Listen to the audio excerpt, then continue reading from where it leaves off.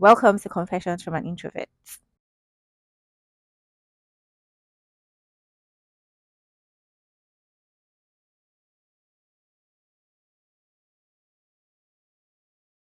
Welcome to another video. As always, my name is Anna and I've not been here for a while.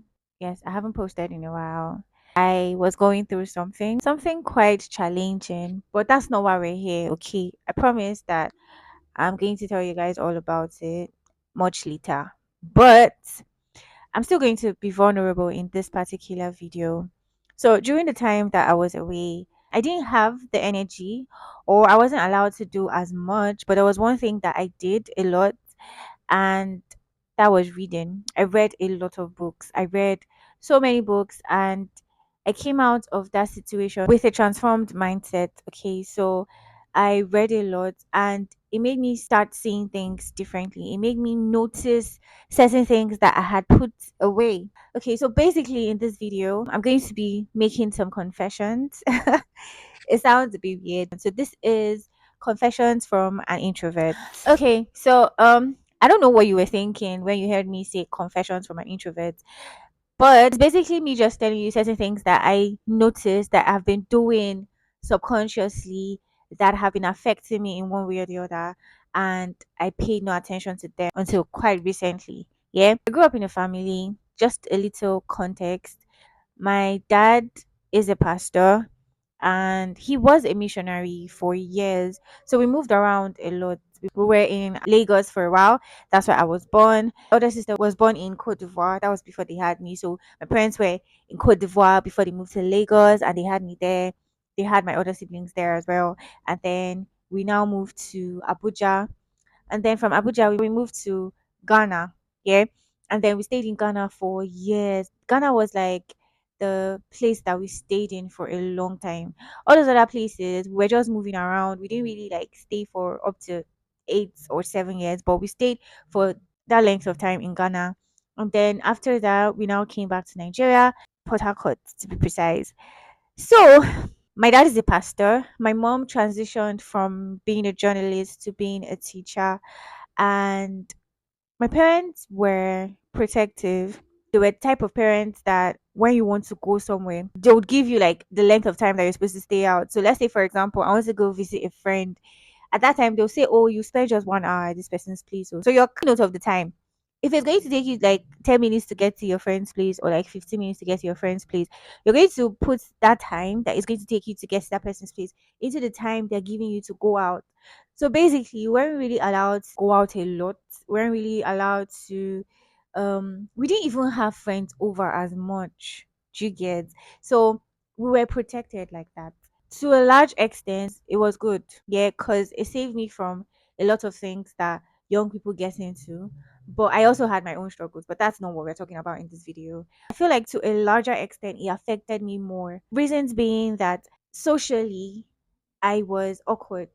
Yeah. So I'll be in the midst of a lot of people and I wouldn't know what to say. I wouldn't know how to start a conversation. Or even if somebody were to try to talk to me, I wouldn't even know what to say to the person. I wouldn't even know how to continue the conversation. Like after you've asked me, "Oh, how are you?" and I say, "I'm fine." What's next? It was awkward like that. But then I think I started breaking out of that when I got into the university, and I was still like socially awkward for a while.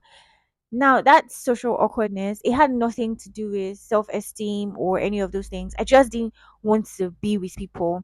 I found peace being by myself. I found peace doing things on my own. So, this is where I'm getting to. I'm getting to the professional aspect of this. As a creative, as somebody that works with people, you need to know how to relate with people. Do you get? You need to know how to have certain conversations with people either for your benefit or for their benefit.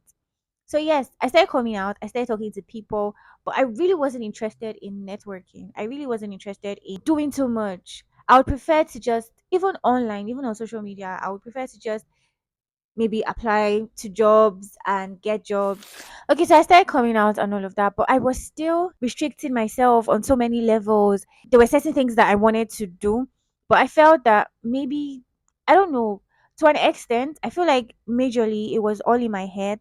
And then secondly, maybe because of the people I surrounded myself with and their behavior to certain things that I wanted to do. Like, okay, for example, oh, I want to do this thing. And you're like, oh, why would you want to do such a thing? Why, that kind of situation.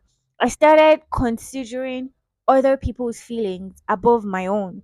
So I want to learn this skill, but then someone says, I don't think you should do it. I don't see why you want to do this one and do that one. Why are you trying to like learn so many things? And then I'll be like, oh, yeah, that's true. Let me just, stay in this my lane.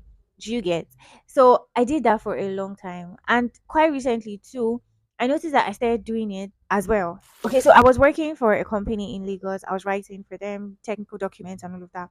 And then after a while, my boss folded up the company and I was left to myself. How do I get clients? Because he had been giving me clients. I didn't have to source for clients. I didn't have to look and all of that. So I now decided that, okay, you know what, I'm going to put myself out there. But I stopped. Why did I stop?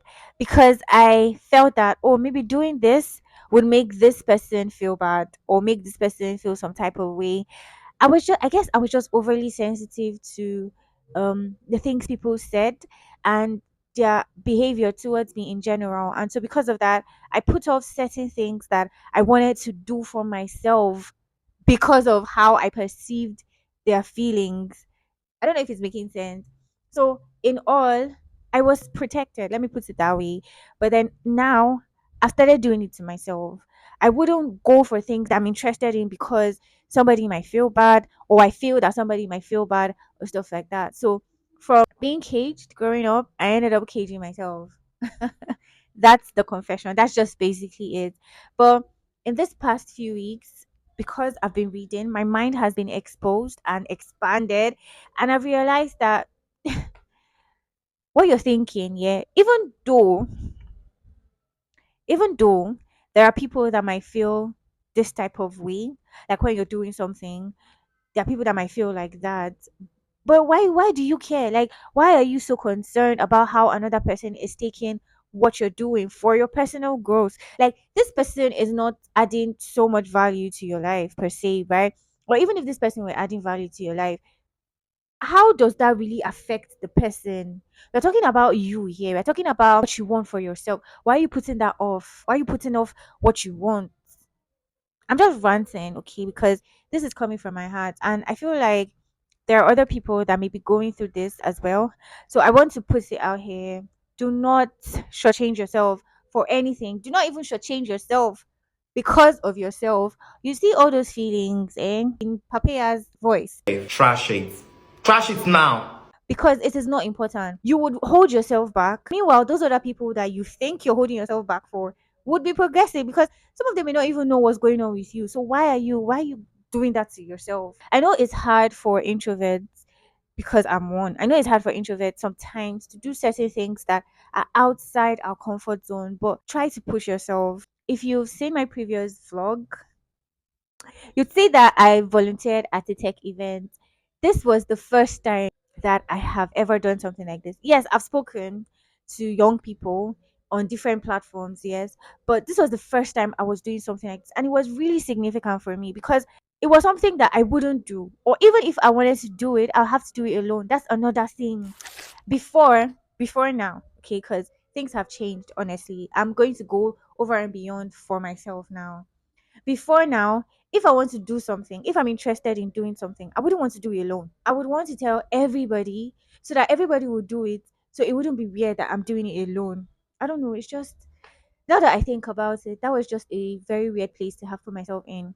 I would want to attend certain events, but because my friends were not attending the event, I wouldn't attend. Or I would want to do something because no other person is doing it around me, I wouldn't do it.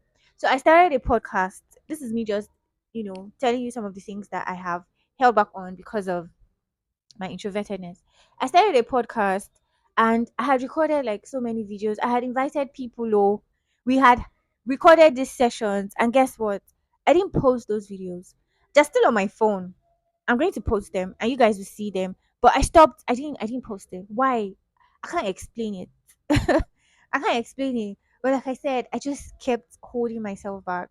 So if you're an introvert and you're watching this video, I know what you're struggling with. I know it's difficult. I know it can be hard, but please do not hold yourself back. Push for what you want, because the truth is, if you do not do that, nobody else is going to do it for you.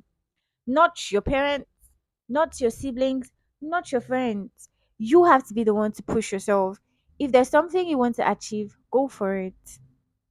That's it. That's just that's the end of this video. I hope you got value, and if you did, please don't forget to like, share, subscribe, and comment. Tell me, if you can relate to what I'm talking about, or if you have a friend that has probably struggled with this, or you have questions concerning this.